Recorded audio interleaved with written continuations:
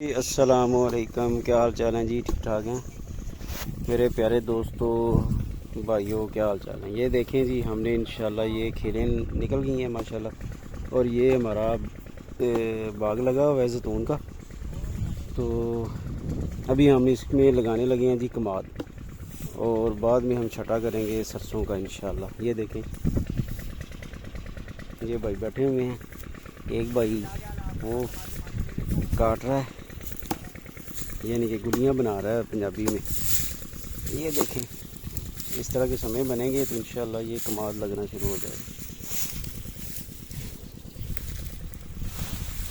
ये देखें जी, ये आँख चाहिए होती है ज़रूरी, ये वाली, इसके ऊपर जो है ना कमाद निकलता है, ये ज़रूरी चाहिए होती है। और ये माशाल्लाह कमाद है सारा।